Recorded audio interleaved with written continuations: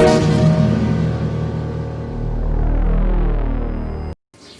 दोस्तों, कैसे हो आप लोग। तो दोस्तों, लास्ट से हमने स्टार्ट किया था इंग्लिश मीडियम का क्लास 9 का साइंस 1 का पहला चैप्टर जो था लॉज ऑफ मोशन। दोस्तों, आपके मन में एक क्वेश्चन चालू है कि सर आपने दुनिया भर की चीजें पढ़ा दी, आपने वर्क पढ़ा है, टाइप्स ऑफ वर्क पढ़ा है, आपने जूल पढ़ा है, आपने अर्थ पढ़ा है, सर यहां तक कि आपने डिस्टेंस पढ़ा है, डिस्प्लेसमेंट पढ़ा है, एक्सेलरेशन पढ़ा है, लेकिन वेलोसिटी पढ़ा है, लेकिन सर अभी तक आपने लॉज ऑफ मोशन नहीं पढ़ा है। तो दोस्तों डोंट वरी, आज हम लोग का जो टॉपिक है वो वही है जो हमारा मेन चैप्टर का नाम है, जिसका नाम है लॉज ऑफ मोशन। दोस्तों, अगर आप मेरे चैनल पे नए आए हो तो प्लीज इसके पहले की वीडियो जरूर देखिए ताकि आपको आगे का लेक्चर समझ में आएगा, नहीं तो आपको ये लेक्चर समझ में नहीं आएगा। अगर आप मेरे चैनल पे नए हो तो प्लीज प्लीज प्लीज मेरे चैनल को लाइक करो, शेयर करो, सब्सक्राइब करो। तो दोस्तों, यहाँ पर टाइम वेस्ट ना करते हुए अपना टॉपिक लेंगे जो है हमारा लॉज ऑफ मोशन। क्या बात है। तो दोस्तों, बताना चाहता हूं कि laws of motion, pre laws of motion पे तो पहला वाला है, उसके लिए आपको छोटी सी बेसिक चीज बताना चाहता हूं।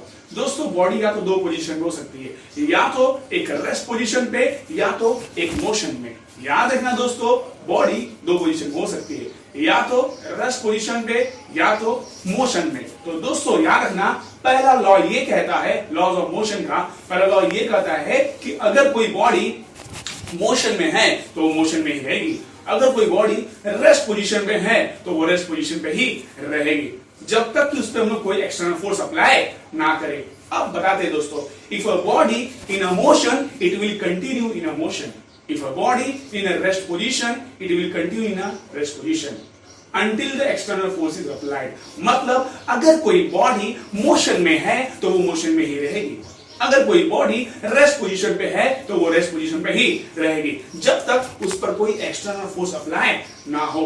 तो हमारा laws of motion first law क्या कहता है, वो कहता है if a body in a motion it will continue in a motion, if a body in a rest position it will continue in a rest position unless the external force is applied. तो दोस्तों ये मेरा था पहला law. तो पहला law क्या बोलता है, अगर कोई बॉडी मोशन में है तो मोशन में रहेगी, अगर कोई बॉडी रेस्ट पोजीशन में है तो वो रेस्ट पोजीशन में रहेगी। तो दोस्तों स्टार्ट करेंगे सेकंड लॉ, लेकिन दोस्तों बताना चाहता हूं सेकंड लॉ से पहले, अगर आप दोस्तों आपको मेरे लेक्चर अच्छे लगते हैं तो यहाँ पे जो नंबर ब्लिंक हो रहा है आप मुझे कांटेक्ट कर सकते हो लेक्चर्स के लिए, प्राइवेट के लिए। तो दोस्तों सेकंड लॉ स्टार्ट करेंगे, लेकिन दोस्तों सेकंड लॉ स्टार्ट करने से पहले मैं आपको एक बेसिक टर्म बताना चाहता हूं जिसका नाम है मोमेंटम।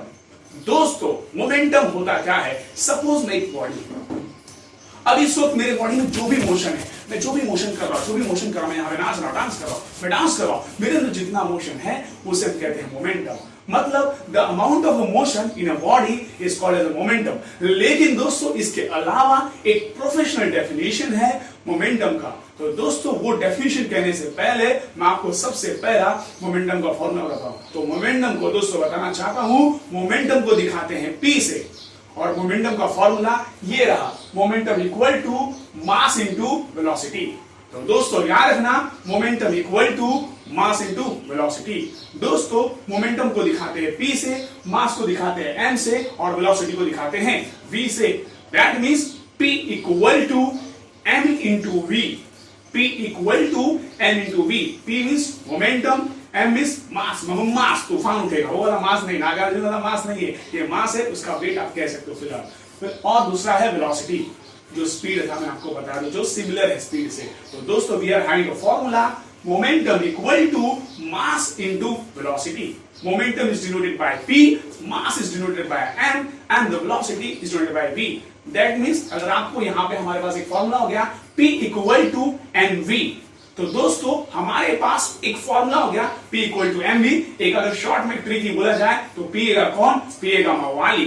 तो दोस्तों बताना चाहता हूं P इक्वल टू mv का हमारे पास फॉर्मूला आ गया। दोस्तों अब इसका डेफिनेशन कैसा बोला गया जरा याद रखना, ये हमारा P है, ये हमारा M है, ये हमारा V है।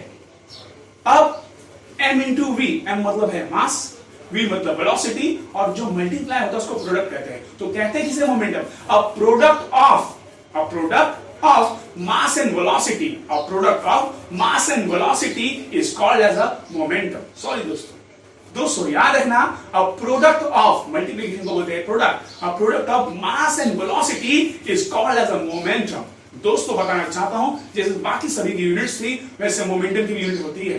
तो एमकेएस में मोमेंटम की यूनिट होती है किलोग्राम मीटर पर सेकंड। आपके मन में क्वेश्चन कि सर इसकी unit kilogram metre per second कैसे होती है? तो दोस्तों बताना चाहता हूं कि मोमेंटम का हम फॉर्मूला क्या पढ़े थे, मास इनटू वेलोसिटी। तो मास अगर किलोग्राम में हो गया तो उसके साथ जो वेलोसिटी होगी मीटर पर सेकंड में। That means we are having a SI unit और MKS unit of momentum is kilogram metre per second. Same like that CGS में किलोग्राम का हो जाएगा ग्राम, मीटर का हो जाएगा सेंटीमीटर पर second. That means gram centimetre पर सेकंड ये होता है सीजीएस में। तो दोस्तों बताना चाहता हूं कि अब हम स्टार्ट करेंगे second law of motion. Second law of motion क्या कहता है? याद रखना दोस्तों, सेकंड लॉ ऑफ मोशन ये कहता है कि जो मोमेंटम चेंज होता है ना वो अप्लाइड फोर्स के डायरेक्टली प्रोपोर्शनल होता है। दैट मींस अगर हमने फोर्स ज्यादा लगाया तो चेंज इन मोमेंटम ज्यादा होगा, अगर हमने फोर्स कम लगाया तो चेंज इन मोमेंटम भी कम होगा। That means a momentum change in momentum is directly proportional to applied force in the direction of the force. That means अगर मैंने फोर्स लगाया आगे के डायरेक्शन में तो चेंज इन मोमेंटम भी होगा आगे के डायरेक्शन में। अगर मैंने लगाया change in force left direction में तो चेंज इन मोमेंटम भी होगा लेफ्ट डायरेक्शन में। अगर मैंने लगाया फोर्स राइट डायरेक्शन में, राइट साइड में, तो change in momentum right side में, बैकवर्ड तो बैकवर्ड। तो दोस्तों याद रखना, change in momentum is directly proportional to the applied force in the direction of the applied force, मतलब उसी के डायरेक्शन में। ये था मेरा बेटा second law. Second law of motion क्या कहता है? The change in momentum is directly proportional to the applied force in the same direction, मतलब अप्लाइड फोर्स के सेम डायरेक्शन में। तो दोस्तों ये था हमारा सेकंड लॉ। फर्स्ट लॉ था हमारा, if a body in a motion it will continue in a motion, if a body in a rest position it will continue in a rest position unless the external force is applied. When I'm talking about the second law, before the second law we have to discuss about the momentum. What is the momentum? Momentum is denoted by the P. And what is the definition of the momentum? That means a product of a mass and velocity is called as the momentum. We are having a formula of a momentum, P equal to m into V. We are having a two units, MKS unit and CGS unit. The MKS unit of a momentum is kilogram meter per second. The CGS unit is gram centimetre पर second. दोस्तों बताना चाहता हूं अब इसके बाद हमने किया था second law, the change in momentum is directly proportional to the applied force in the same direction. अब हम लोग स्टार्ट करेंगे थर्ड लॉ।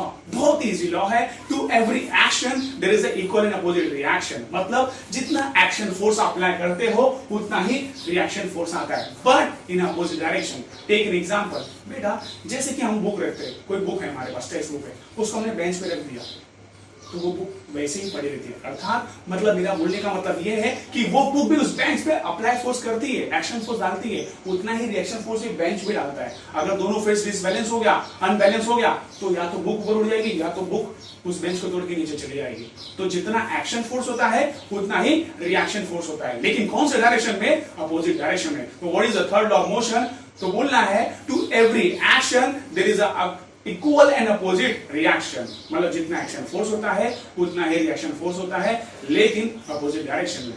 तो दोस्तों मैं बताना चाहता हूं कि आज हमने ये सब सारे कॉन्सेप्ट क्लियर। अगर मैं ज्यादा फास्ट चलेगा तो आप मुझे मेरे पर्सनल वीडियो मैसेज कर सकते हैं, और यहाँ पे दिया नंबर में जो लिंक हो रहा है आप मुझे कॉन्टेक्ट कर सकते हैं।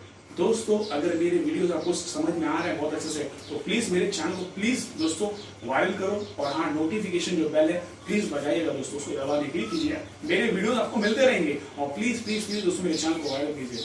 अगर आपको फायदा हो रहा है कि नहीं, पक्का आपको अगर फ्री में मैं यहाँ पे यूट्यूब में जो लेक्चर्स वगैरह ले रहा हूँ और सिंपल वर्ड्स में लेता हूँ थोड़ा एनिमेशन टाइप के, तो दोस्तों मेरे चैनल को लाइक करो, शेयर करो, सब्सक्राइब करो। तब तक के